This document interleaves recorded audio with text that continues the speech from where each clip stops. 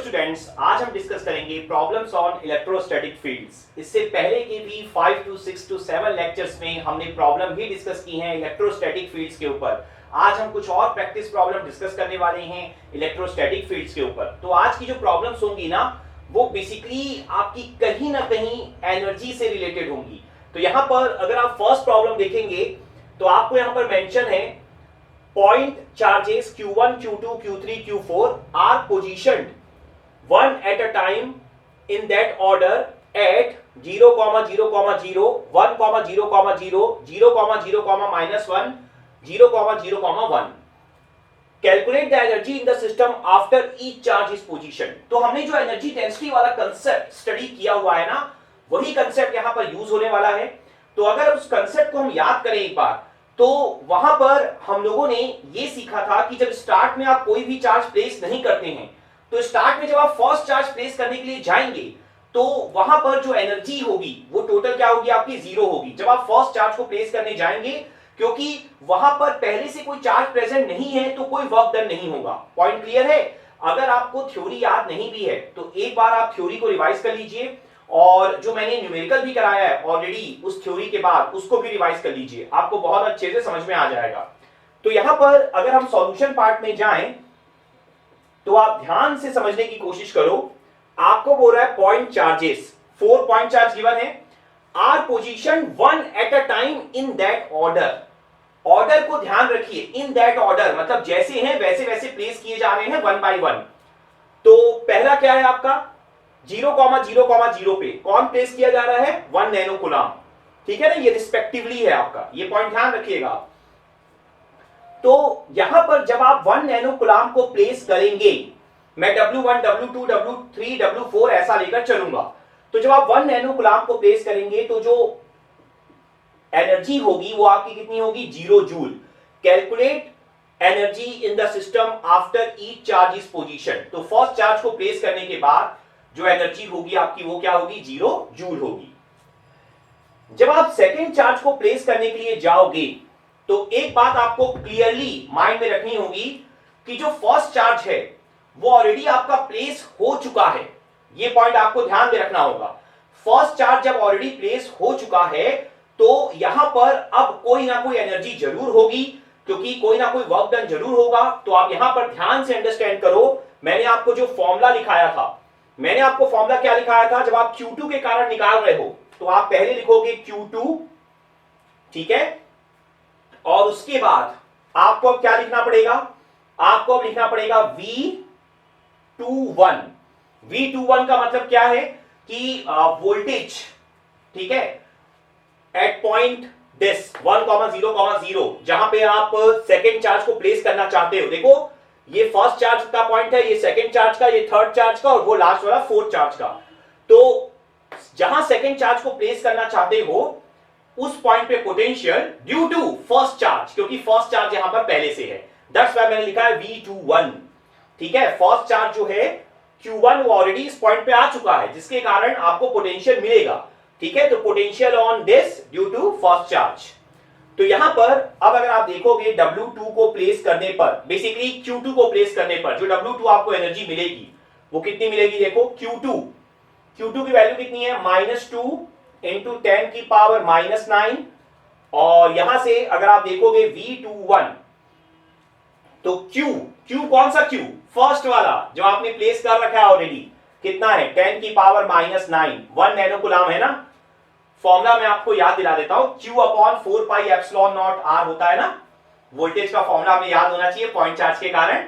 तो Q/Q मैंने mention कर दिया, 4 pi epsilon not. Epsilon not हमने क्यों लिया, एप्सिलॉन R मेंशन नहीं है तो by default free space. R क्या होता था, डिस्टेंस होता था, ठीक है ना, जहां पर पॉइंट चार्ज है और जिस पॉइंट पे निकाल रहे हो।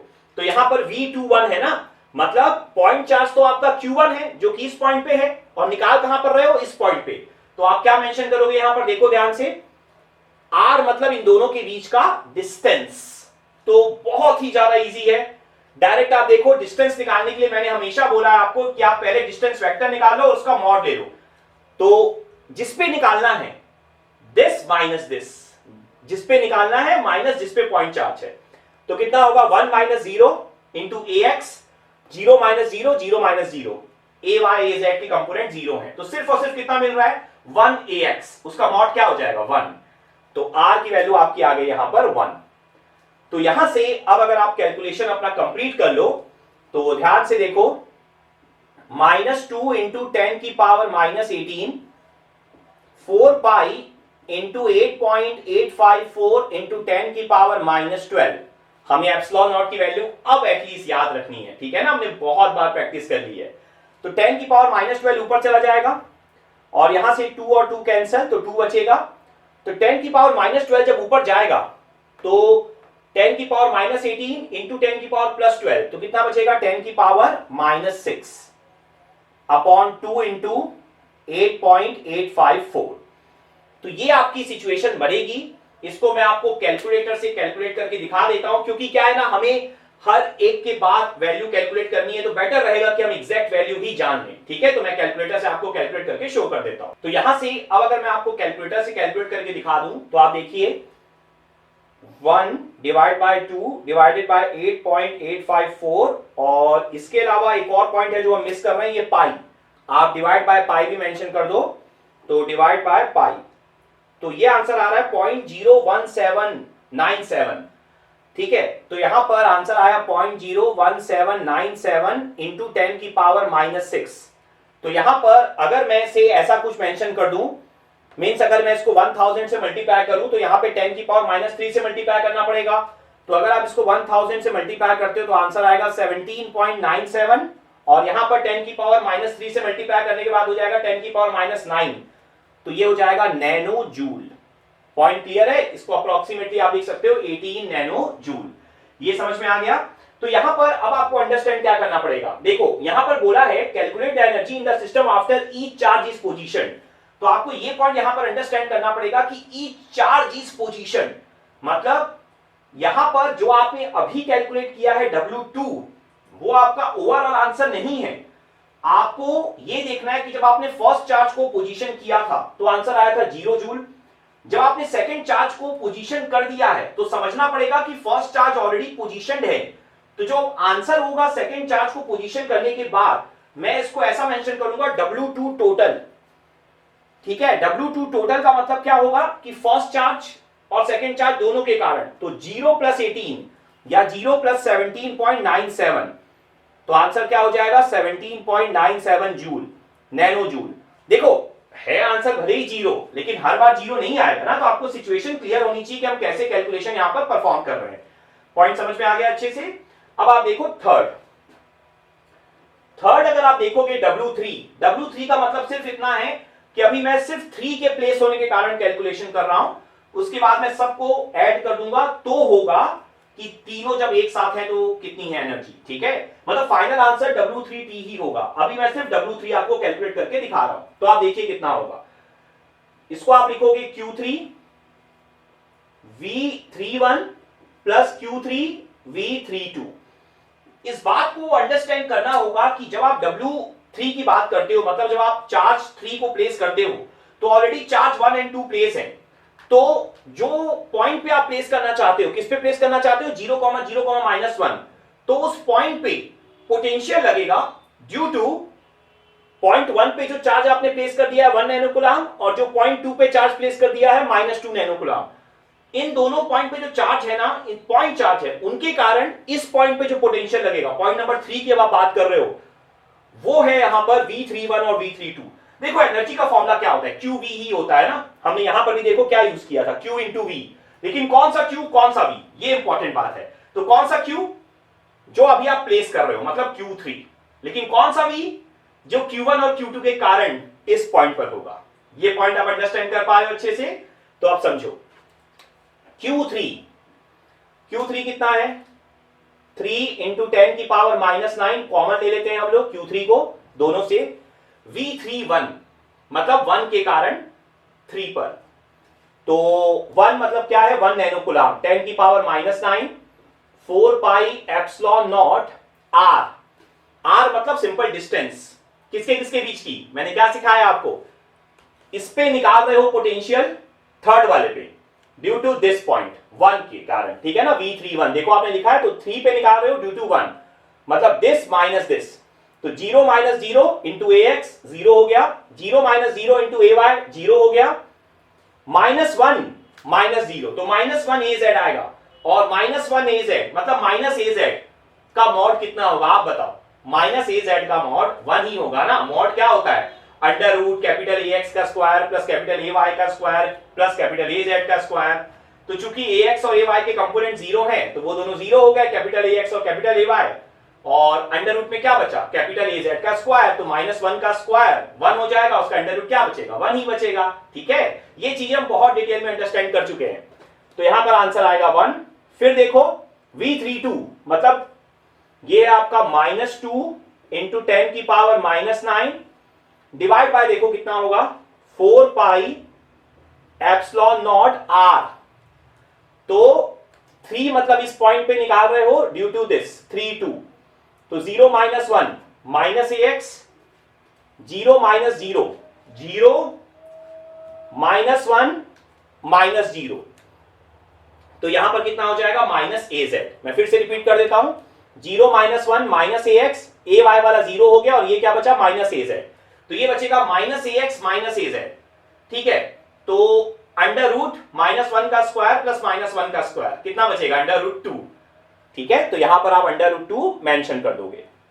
तो बस अब जो जो कॉमन निकल रहा है निकाल दो, तो 3 इंटू 10 की पावर -18 हो जाएगा, 10 की पावर -9 दोनों से कॉमन है, एप्सिलॉन नॉट 4 पाई भी कॉमन है, तो 4 पाई इंटू 8.854 इंटू 10 की पावर -12, और अंदर क्या बचेगा 1 माइनस, देखो ध्यान से 2 अपॉन रूट 2 बचेगा, 2 अपॉन रूट 2 को क्या लिख सकते हो रूट 2, तो 1 माइनस रूट 2, यहां पर आपका ये आंसर निकल कर आएगा। ठीक है, 10 की पावर -12 ऊपर चला जाएगा, तो देख लो क्या हो जाएगा 3 इंटू 10 की पावर -6, 4 पाई इंटू 8.854, और रूट 2 कितना होता है 1.414, तो कितना बच जाएगा ये -0.414।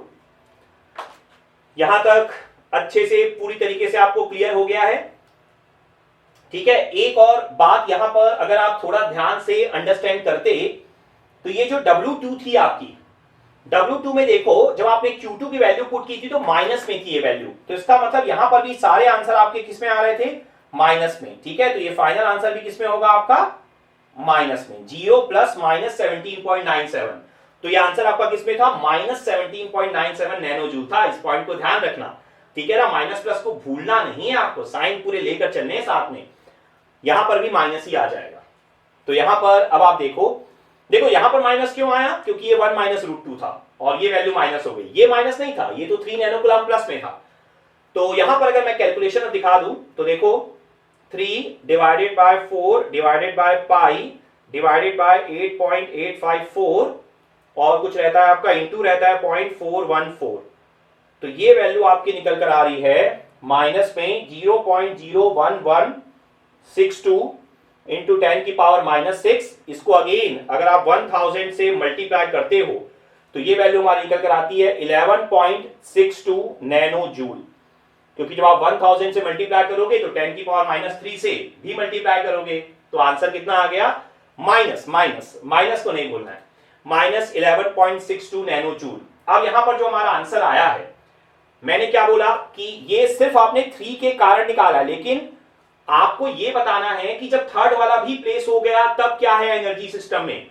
तो जो ऑब्वियसली बात है, जब थर्ड वाला भी प्लेस हो गया मतलब 1 और 2 भी तो प्लेस हो चुके हैं ना, तो एनर्जी क्या हो जाएगी आपकी, सबका एडिशन।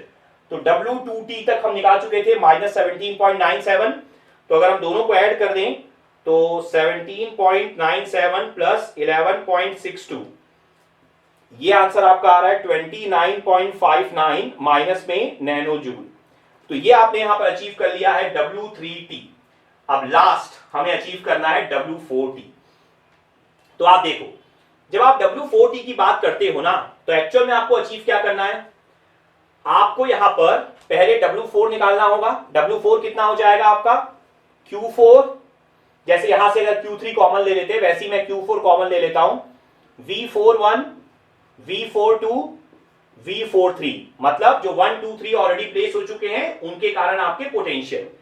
तो यहां पर अगर आप ध्यान से देखोगे तो Q4 की वैल्यू आपकी कितनी है, Q4 की वैल्यू है -4 नैनो कूलम, तो -4 इंटू 10 की पावर -9, ये पॉइंट समझ में आ गया। उसके बाद आपको क्या करना है, V41, V42, V43, मतलब जो फोर्थ वाला पॉइंट है उस पे पोटेंशियल निकालना है, ड्यू टू फर्स्ट पॉइंट पे जो चार्ज आया, ड्यू टू सेकंड पॉइंट पे जो चार्ज है, ड्यू टू जो थर्ड पॉइंट पे चार्ज है। तो क्या हो जाएगा आपका आंसर, देखो सबके फॉर्मूले वही होंगे, Q/4πε0R। तो यहां पर हम क्या करते हैं, 4πε0 इसको ना पहले से ही बाहर कर देते हैं, ठीक है। आप देख सकते हो 4πε0 8.854, इसको मैंने पहले से ही यहां पर बाहर कर दिया। क्लियर है पॉइंट, आप देख लो Q4/4πε0।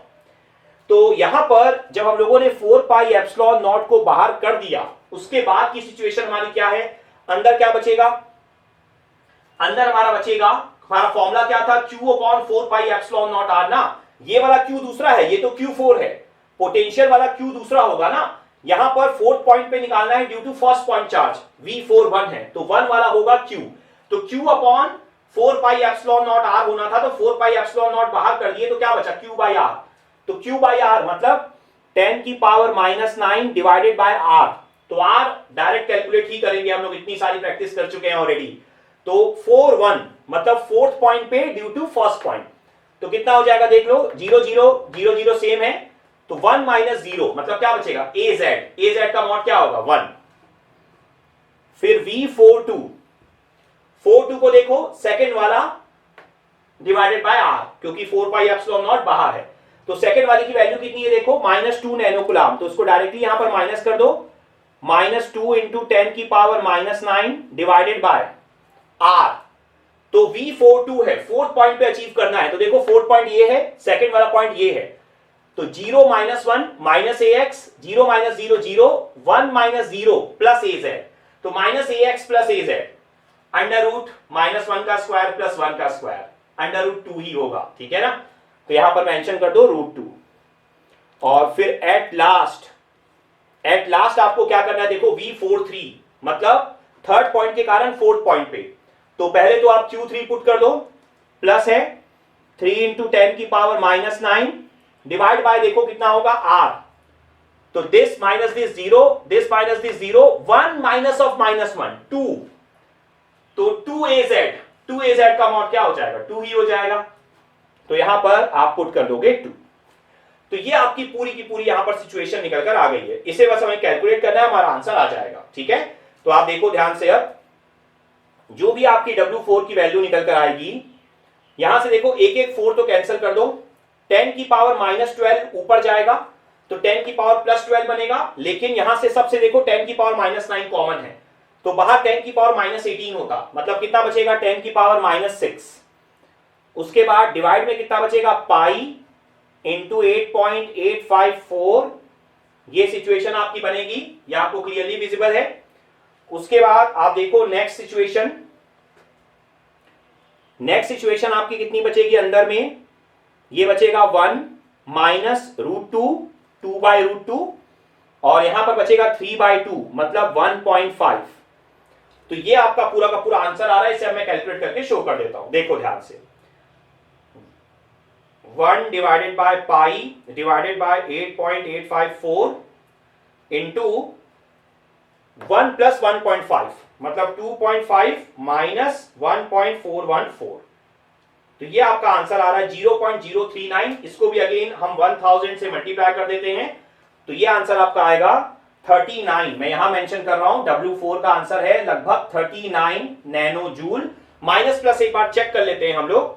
यहां पर आप देखो Q4 की वैल्यू थी आपकी किसमें, नेगेटिव में, तो यहां पर बाहर आपका -4 था, ये आपको दिखाई दे रहा होगा, मतलब यहां भी क्या होगा माइनस, तो ये आंसर आ रहा है -39 नैनो जूल। W3 टोटल आपका ये आंसर आ चुका है, दोनों को ऐड कर देते हैं, तो देखो कितना होगा 39 प्लस 29.59, तो ये लगभग आ रहा है आपका W4T, ये आपका आ जा रहा है 39 प्लस 29.59, ये आंसर आ रहा है 68.59 नैनो जूल माइनस में, तो ये आपको यहां पर फुल एंड फाइनल आंसर मिल जाएगा। क्लियर हो गया अच्छे से। तो आप देख सकते हो इस प्रॉब्लम को, इस प्रॉब्लम में इंपॉर्टेंट बात क्या थी कि जब आप फर्स्ट चार्ज प्लेस कर रहे हो तब कोई भी एनर्जी नहीं है। सेकंड प्लेस किए तो फर्स्ट के कारण भी होगी, सेकंड के कारण भी होगी। थर्ड प्लेस किए तो फर्स्ट सेकंड थर्ड तीनों के कारण। जब फोर्थ प्लेस किए तो चारों के कारण। ऑर्डर इंपॉर्टेंट था, अदरवाइज सिर्फ कैलकुलेशन है। अगर आपको कंसेप्ट क्लियर है तो कैलकुलेशन को आप अपने आप से भी कर सकते थे, इसमें कोई प्रॉब्लम नहीं है। क्लियर? तो एक और प्रॉब्लम हम डिस्कस करेंगे, काफी लेंथी प्रॉब्लम होगी, उसको भी आप ध्यान से अंडरस्टैंड करिएगा। नाउ नेक्स्ट प्रॉब्लम, अब आप यहां पर देखो, आपको मेंशन है v is equal to rho square z sin phi, calculate the energy within the region defined by 1 to rho to 4 minus 2 to z to 2 0 to 5 to pi by 3। ये आपका यहां पर प्रॉब्लम है। जैसे मैंने आपको आज के लेक्चर के स्टार्ट में ही बोला था कि आज हम एनर्जी पे फोकस करने वाले हैं, तो आप देखो सेकंड प्रॉब्लम में भी कहीं ना कहीं एनर्जी ही कैलकुलेट करनी है आपको।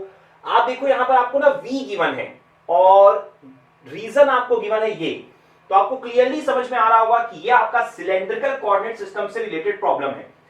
v आप जानते हैं पोटेंशियल जो होता है स्केलर होता है, तो स्केलर क्वांटिटी ही आपको गिवन है, कोई डायरेक्शन गिवन है नहीं। तो यहां पर अब अगर आप कैलकुलेशन अपना स्टार्ट करने के लिए जाएं तो आप ध्यान से अंडरस्टैंड करिएगा।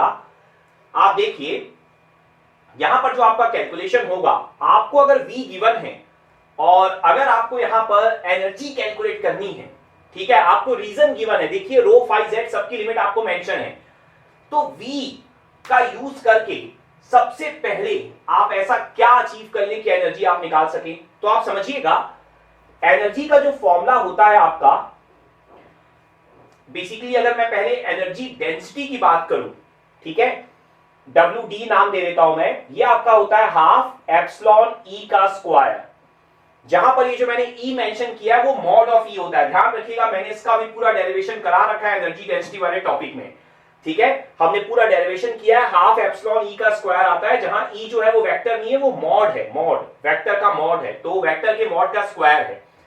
तो एनर्जी डेंसिटी का फॉर्मूला ये होता है। एनर्जी डेंसिटी की यूनिट क्या होती है आपकी, जूल पर मीटर क्यूब। क्लियर है? इसको हम क्या बोलते हैं, वॉल्यूम एनर्जी डेंसिटी। तो अगर हम यहां पर E की वैल्यू अचीव करें V का यूज करके, फिर उसका मॉड ले लें, तो हमें मॉड ऑफ E मिल जाएगा, जिससे हम एनर्जी डेंसिटी अचीव कर पाएंगे। एक बार अगर हमने एनर्जी डेंसिटी अचीव कर ली, उसके बाद का हमारा टास्क क्या होगा, उसके बाद का हमारा टास्क होगा, देखिए हमें वॉल्यूम के लिए तीनों रेंज गिवन है, तो हम वॉल्यूम इंटीग्रेशन करके एनर्जी निकाल पाएंगे। ठीक है, WD इंटू DV कितना हो जाएगा, DV मींस मीटर क्यूब, तो मीटर क्यूब कैंसिल और जूल आंसर आ जाएगा। क्लियर है? तो ये हमारी अप्रोच रहने वाली है। आप देखो अगर हमें यहां पर V गिवन है तो हम बड़े आराम से E equal to minus del V, जो हमने रिलेशनशिप पढ़ रखा है E और V में, ये भी मैंने आपको डिराइव कराया है, उस रिलेशनशिप के थ्रू हम क्या निकाल सकते हैं, यहां पर E अचीव कर सकते हैं। तो देखो E क्या होगा, माइनस ग्रेडियंट ऑफ V। तो हमें पता है ये कौन सा कोऑर्डिनेट सिस्टम है, सिलेंड्रिकल कोऑर्डिनेट सिस्टम है। ग्रेडियंट का फॉर्मूला क्या होता है आपका, ग्रेडियंट का आपका जो फॉर्मूला होता है वो आपका होता है यहां पर डेल V अपॉन डेल, पहला क्या होता है आपका रो, ठीक है, फिर यहां पर कितना आता है A rho, plus del V upon del phi, और यहां पर आता है A phi, plus del V upon del Z, और यहां पर आता है ए Z। लेकिन आपको वायर ट्रिक याद रखना है, और जब आप वायर ट्रिक याद रखने के लिए जाते हो तो आपको कुछ बातें और याद रखनी होंगी। उनमें से जो आपकी फर्स्ट बात है वो ये है कि H1 H2 H3 वो कहीं ना कहीं आएंगे, मैंने आपको ट्रिक वाइज लिखना सिखाया हुआ है। और सेकेंड बात, वो कैसे आएंगे, उनकी वैल्यूज क्या है, ये पॉइंट आपको याद करना होगा। अगर फॉर्मूला याद नहीं है तो अभी मैं बता देता हूं, लेकिन मैं हर लेक्चर में आपको बोल रहा हूं ट्रिक को रिवाइज करते चलिए। तो यहां पर आप देखते हैं 1/H1 1/H2 1/H3। तो सिलेंड्रिकल में क्या होता है, H1 1 होता है, H2 रो होता है, और H3 क्या होता है, 1 होता है। वायर ट्रिक ही याद रखना है। तो 1/1 1 बाई रो और फिर लास्ट 1/1। तो यहां पर 1 बाई रो एक्स्ट्रा आएगा, इसको भूलना नहीं है। तो यहां पर अब E की वैल्यू की हम बात करते हैं अगर, तो del V upon del rho A rho, तो माइनस साइन आउटसाइड। आपको रो के रेस्पेक्ट में V का डिफरेंशिएशन करना है, Z और साइन फाई कांस्टेंट हो जाएंगे, तो रो के रेस्पेक्ट में क्या आएगा, 2 रो हो जाएगा क्योंकि रो स्क्वायर है, और Z साइन फाई ए रो। उसके बाद आप समझिए नेक्स्ट, यहां पर अब आपका क्या है, फाई के रेस्पेक्ट में करना है, तो साइन फाई का क्या होता है, cos phi, 1 by rho outside है, ध्यान रखिएगा। क्योंकि रो स्क्वायर और जेड तो कांस्टेंट होने थे, तो rho square divide by rho कितना बचेगा, रो, तो आप क्या लिखेंगे, plus rho z cos phi, फिर प्लस यहां पर z के रेस्पेक्ट में जब z का करेंगे तो आंसर 1 आएगा, तो क्या बच जाएगा आपका रो स्क्वायर साइन फाई और ए जेड, और यहां पर कितना होना था आपका ए फाई। तो ये आपका यहां पर आंसर निकल कर आ गया है किसका, इलेक्ट्रिक फील्ड इंटेंसिटी का। इलेक्ट्रिक फील्ड इंटेंसिटी का आंसर निकल जाने के बाद अब आपको पता है इसके मॉड का स्क्वायर चाहिए, तो ये है आपका ई स्क्वायर, मॉड का स्क्वायर। तो अगर आपको यहां पर मॉड का स्क्वायर चाहिए तो आपको सबसे पहले पॉइंट क्या ध्यान में रखना होगा, ये तीनों के साथ माइनस है, लेकिन जब आप मॉड का स्क्वायर करते हैं तो देखिए जो ये हो जाएगा, ये क्या हो जाएगा, कैपिटल ई एक्स, ये वाला कितना होगा कैपिटल ई वाई, और ये कितना हो जाएगा कैपिटल ई जेड। तो मॉड क्या होता है, under root capital E x square plus capital E y square plus capital E z square, ठीक है, अंडर रूट होता है और अंदर सबके स्क्वायर होते हैं, तो जो माइनस का स्क्वायर है वो प्लस हो जाएगा, तो माइनस साइन के लिए वरी नहीं करना। दूसरा पॉइंट, अंडर रूट होता है लेकिन यहां पर आप मॉड नहीं ले रहे हो, मॉड का स्क्वायर कर रहे हो, तो अंडर रूट और स्क्वायर दोनों क्या हो जाएंगे, कैंसिल हो जाएंगे। पॉइंट क्लियर हो गया।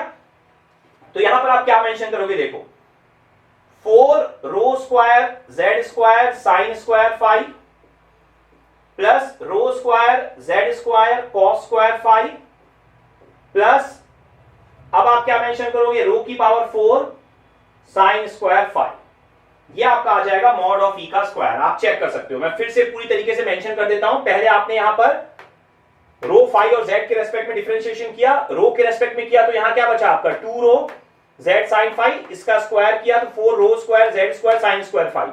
यहां पर आपने फाई के रेस्पेक्ट में किया था तो साइन फाई का कॉस फाई हो गया और एक एक रो आपका कैंसिल हो गया, तो यहां पर कितना बचा था, रो जेड कॉस फाई, तो rho square Z square cos square phi. यहां पर आपने z के रेस्पेक्ट में किया था तो क्या बचा था, रो स्क्वायर साइन फाई, इसका स्क्वायर कितना हो गया, रो की पावर 4 साइन स्क्वायर फाई। ये आपका निकला है मॉड ऑफ ई का स्क्वायर। काफी लेंथी आया हमारा, ठीक है, क्योंकि इसका अभी वॉल्यूम इंटीग्रेशन भी करना है ना, ध्यान रखना बाद में। तो यहां पर अगर आप डेंसिटी निकाल लो, एनर्जी डेंसिटी, तो एनर्जी डेंसिटी कितनी होती है आपकी, हाफ एप्सिलॉन मॉड ऑफ ई का स्क्वायर। अब इसी एनर्जी डेंसिटी को आप क्या करोगे, वॉल्यूम इंटीग्रेशन परफॉर्म करोगे तो आपकी क्या निकल जाएगी, एनर्जी। तो जब आप ट्रिपल इंटीग्रेशन परफॉर्म करोगे तो लिमिट सबकी रख देते हैं, रो की क्या है 1 से 4, फाई की क्या है 0 से π/3 और z की है -2 से +2। ये आपने यहां पर पूरी की पूरी लिमिट मेंशन कर दी। उसके बाद आप देखो जो आपका एप्सिलॉन और हाफ है ये तो बेसिकली आपका कांस्टेंट है, तो इसके लिए तो आपको टेंशन लेना नहीं है, इसको तो आप आउटसाइड भी कर सकते हो।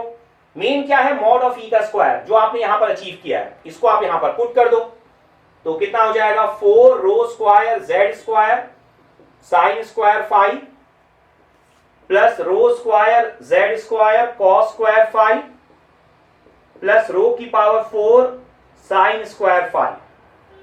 और एक और पॉइंट, काफी इंपॉर्टेंट पॉइंट, वो ये है कि आपको जब WD गिवन है उससे W निकालना है तो आप क्या करोगे, WD dV वॉल्यूम इंटीग्रेशन। तो dV कितना होता है, डिफरेंशियल वॉल्यूम का फॉर्मूला क्या होता है सिलेंड्रिकल में, रो d फाई dz।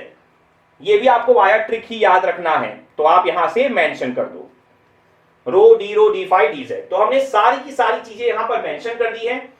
काफी लेंथी कैलकुलेशन होने वाला है, बड़े आराम से हम यहां पर परफॉर्म कर लेते हैं। आप देखो जब आप W की बात करोगे तो हाफ एप्सिलॉन, एप्सिलॉन की वैल्यू लास्ट में पुट कर लेंगे, अभी टेंशन नहीं लेते, तो हाफ एप्सिलॉन को आप बाहर कर दो, ये आपका आउटसाइड हो गया। उसके बाद देखो यहां पर 3 बार हैं, ठीक है ना, तीनों को अलग अलग कर दो, इंटीग्रेशन है ना, तो यहां पर आप क्या लिख सकते हो, ब्रैकेट लगा दो, हाफ एप्सिलॉन आपका आउटसाइड है, लिमिट सबके लिए सेम रहेगी तो मैं बार बार मेंशन नहीं कर रहा हूं। तो पहला आपका आ जाएगा 4 रो स्क्वायर जेड स्क्वायर, एक काम और, साइन स्क्वायर फाई का फॉर्मूला भी साथ साथ में लिख दो। साइन स्क्वायर थीटा क्या होता है, 1 minus cos 2 theta by 2। Basic trigonometric फॉर्मूले याद होने चाहिए अगर कोई भी कैलकुलेशन करना है तो यहां पर 1 माइनस कॉस 2 फाई अपॉन 2, फिर यहां पर क्या हो जाएगा, रो डी फाई डी जेड, ठीक है, जो लास्ट में दिखाई दे रहा है। फिर सेम सिचुएशन प्लस अगेन, अब क्या हो जाएगा, देखो फिर से ट्रिपल इंटीग्रेशन, लिमिट आपकी सेम रहेगी और कितना हो जाएगा आपका, rho square Z square cos square theta 1 plus cos 2 theta by 2, तो मेंशन कर दो 1 प्लस कॉस 2 फाई अपॉन 2 और फिर से रो डी फाई डी जेड। तो रो का रो क्यूब कर लेते हैं, ठीक है, यहां पर रो क्यूब कर लो और यहां पर मेंशन कर दो डी फाई डी जेड। फिर एट लास्ट प्लस, इसको भी समझ लेते हैं एक बार। तो आप देखो यहां पर कितना हो जाएगा, ट्रिपल इंटीग्रेशन परफॉर्म करोगे फिर से, और जब आप ट्रिपल इंटीग्रेशन यहां पर परफॉर्म करोगे तो यहां पर आप क्या कर सकते हो, देखो रो की पावर 4 है, साइन स्क्वायर फाई है, तो अगेन साइन स्क्वायर फाई का फॉर्मूला मेंशन कर सकते हो और रो की पावर 5 लिख सकते हो, ठीक है। तो यहां पर कितना हो जाएगा, रो की पावर 5 और साइन स्क्वायर फाई का फॉर्मूला क्या होगा, 1 माइनस कॉस 2 फाई अपॉन 2, ये आप मेंशन कर दोगे, फिर D rho D phi D Z. Clear. So ये आपका जो ब्रैकेट है वो क्लोज हो जाएगा। और एक काम और करो, जो स्टार्ट में भी आपने रो डी फाई डी जेड लिखा था ना, इस रो को यहां पर रो क्यूब कर देते हैं और रो को हटा देते हैं, तो ये वाला रो आपका यहां से हट जाएगा। यहां तक आपको सिचुएशन क्लियर हो गई अच्छे से। तो आप देख सकते हो कितना बड़ा इंटीग्रेशन हमें परफॉर्म करना है, लेकिन डिफिकल्ट नहीं है, ठीक है ना, काफी इजी है। आप देख सकते हो 4 यहां पर कांस्टेंट है, यहां पे 2 कांस्टेंट है, और रो के रेस्पेक्ट में करना है, फाई के रेस्पेक्ट में, जेड के रेस्पेक्ट में करते जाते हैं आराम से। देखो यहां पे ध्यान से मैं आपको पूरा इंटीग्रेशन यहां पर परफॉर्म करके शो कर देता हूं। जब आप W निकालोगे यहां से तो कितना होगा, देखो पहले इंटीग्रेशन की अगर बात करें तो देखो 4/2 2 होगा और 2 बाहर निकल के 2 कैंसिल होगा, ठीक है। मैं हाफ एप्सिलॉन को इंक्लूड कर रहा हूं, तो यहां पर पहले इंटीग्रेशन में अब कोई कांस्टेंट बचा नहीं है, सिर्फ एप्सिलॉन बचेगा। और यहां से अब देखो ध्यान से, रो का टर्म कितना है, रो क्यूब है, तो रो क्यूब का इंटीग्रेशन क्या हो जाएगा, रो की पावर 4 अपॉन 4। उसके बाद जेड स्क्वायर का जेड क्यूब अपॉन 3। उसके बाद 1, देखो 2 को मैं कैंसिल कर चुका हूं ना, ध्यान रखना, तो 1 फाई के रेस्पेक्ट में होगा, ऑब्वियस सी बात है, ये जो टर्म रहेंगे उनका, इसका रो के, इसके जेड का, इसका फाई के, तो फाई का जब आप करोगे, मतलब फाई के रेस्पेक्ट में जब करोगे 1 का, तो कितना आएगा, डी फाई का फाई हो जाएगा। और इसके बाद cos 2 फाई का कितना होता है, cos 2 फाई का होता है इंटीग्रेशन, ध्यान रखना, sin 2 phi upon 2। Basic integration, basic differentiation अगर आपको क्लियर है तो कोई प्रॉब्लम नहीं होगी, लिमिट सबकी मेंशन है, आप पुट कर सकते हो। ये आपका आ गया फर्स्ट। फिर देखो सेकंड क्या है अब आपका, ये वाला रहा। फिर से देखो सबके लिए हाफ एप्सिलॉन कॉमन है, ठीक है, ये आपको दिखाई दे रहा होगा। तो यहां से जब 2 बाहर होगा तो 1/4 हो जाएगा, तो 1/4 एप्सिलॉन, ये मैं आउटसाइड कर देता हूं। उसके बाद देखते चलो क्या क्या आएगा फिर आपका इंटीग्रेशन। देखो रो क्यूब का, रो की पावर 4 अपॉन 4। उसके बाद जेड स्क्वायर का जेड क्यूब अपॉन 3। उसके बाद 1 प्लस कॉस 2 फाई, 2 ऑलरेडी बाहर है, तो 1 का कितना हो जाएगा, फाई के रेस्पेक्ट में फाई, और कॉस 2 फाई का plus sine 2 phi divided by 2, plus last वाला। देखो यहां पर भी अगर आप लास्ट वाले को ध्यान से ऑब्जर्व करोगे, ये रहा लास्ट वाला, ये जो 2 है ये आउटसाइड होगा, तो 1/4 एप्सिलॉन अगेन। फिर आपको तीनों के तीनों यहां पर पुट करने हैं, तो देखते जाओ, रो की पावर 5 का, रो की पावर 6 अपॉन 6, 2 बाहर हो चुका है, तो 1 का कितना हो जाएगा 5, और cos 2 फाई का कितना हो जाएगा आपका sin 2 फाई अपॉन 2। और देखो z का कोई टर्म नहीं है, तो dz का भूल मत जाना, dz का z होगा ना। लिमिट सबकी आपको यहां पे दिखाई दे रही होगी, मैंने वैसे स्टार्ट में एक बार पुट कर दी थी लिमिट, पर मैं नहीं लिख रहा हूं क्योंकि काफी ज्यादा फिर कॉम्प्लेक्स लगेगा आपको, कैलकुलेशन नहीं यहां पे लिखा हुआ, दैट्स व्हाई। तो यहां पर अब अगर आप देखोगे तो w की वैल्यू कितनी हो जाएगी, देखो अब अगर मैं यहां से 1 बाय 1 सॉल्व करना शुरू करूं तो एप्सिलॉन, देखो 4 3 2, सारे कांस्टेंट को बाहर कर देते हैं, तो 24 हो जाएगा। यहां पर 2 नहीं था तो ये 2 5 होगा, ध्यान रखना इस बात को। तो यहां से अब अगर आप कैलकुलेशन देखो अपना, तो नीचे कुछ भी नहीं है, रो की पावर 4 है, रो की लिमिट क्या है 1 से 4, तो 4 की पावर 4 कितना होता है 256, और लोअर लिमिट कितनी है 1, तो 256 माइनस 1 255, ये आ जाएगा। उसके बाद देखो जेड क्यूब, तो -2 से +2 है, जब अपर लिमिट पुट करोगे तो 8 आएगा, लोअर लिमिट पुट करोगे तो -8 आएगा, क्योंकि -2 का क्यूब, बीच में माइनस साइन भी होता है, माइनस माइनस प्लस, तो कितना हो जाएगा 16। फिर यहां पर देखो आप फाई की 0 से पाई बाई 3, यहां 2 फाई है, ध्यान रखना मैं 2 को बाहर कर चुका हूं, तो 2 पाई बाई 3 आएगा एक टर्म। और दूसरा देखो जब आप 0 पुट करोगे 2 फाई 0 पुट करने पर 0 हो जाएगा। फिर देखो यहां पर माइनस साइन, फिर जब अपर लिमिट पुट करोगे पाई बाई 3 तो साइन 2 पाई बाई 3, साइन 120 कितना होता है, साइन 120 आपका होता है यहां पर बेसिकली जो साइन 60 होता है। तो साइन 60 कितना होता है √3/2, और साइन 120 पॉजिटिव होता है। मैंने आपको कई बार सिखाया हुआ है कैसे पॉजिटिव नेगेटिव चेक करते हैं, ठीक है, ये वैल्यूज माइंड में रखनी है।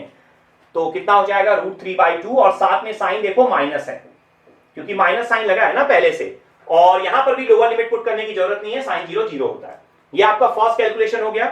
सेकंड कैलकुलेशन देखो 1/4 एप्सिलॉन ऑलरेडी है, और यहां पर भी देखो 432 है, फिर से 8 × 3 24 बाहर ले लो तो कितना हो जाएगा 96, ऑलरेडी 4 था तो ये आपने 96 मेंशन किया। अब डिनोमिनेटर में कुछ भी नहीं है, रो की पावर 4 सेम है तो कितना होगा 255। फिर देखो z भी सेम है एक्चुअल में तो 16। फिर देखो ये भी सेम है बस साइन प्लस है, तो यहां पर कितना हो जाएगा आपका, ये हो जाएगा 2 पाई बाई 3 प्लस √3/2, क्लियर। और लास्ट देखो अब एप्सिलॉन बाई 4 फिर से बाहर है आपका, और 6 × 3 तो 6 × 2 कितना हो जाएगा 12, 12 × 4 48, तो बेसिकली ये बचेगा एप्सिलॉन अपॉन 48।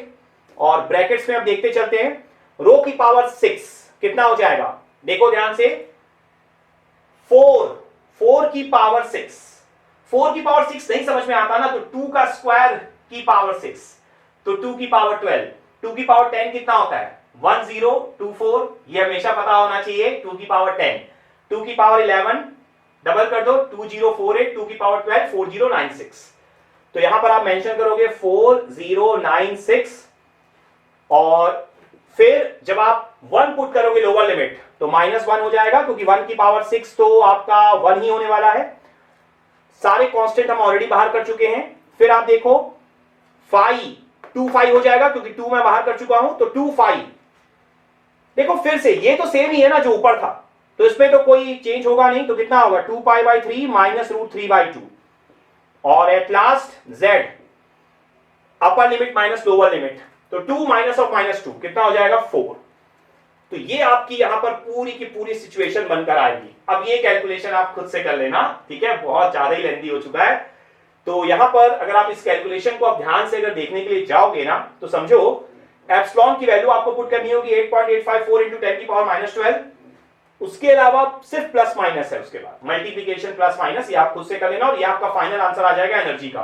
तो देखो भले ही ये कैलकुलेशन वाइज लेंथी हो गया लेकिन कंसेप्ट वाइज आप देखो इंपॉर्टेंट वही है कि आपको V गिवन था, एनर्जी पूछा था और रेंज दी थी रो फाई जेड तीनों की, मतलब आप वॉल्यूम निकाल सकते थे, आपको पता है डिफरेंशियल वॉल्यूम आप परफॉर्म कर सकते थे। तो यहां से आप E निकाल लेते, एनर्जी का, एनर्जी डेंसिटी का बेसिकली फॉर्मूला पता है ½ एप्सिलॉन E का स्क्वायर, dV आपको पता था, लिमिट्स आपको पता थी रो फाई जेड की, तो आप बड़े आराम से यहां पर एनर्जी अचीव कर सकते थे। क्लियर हो गया। तो ये आपका कैलकुलेशन था। आई होप आपको दोनों प्रॉब्लम अच्छे से क्लियर हो गई होगी। तो आज के लेक्चर में इतना ही। Thank you.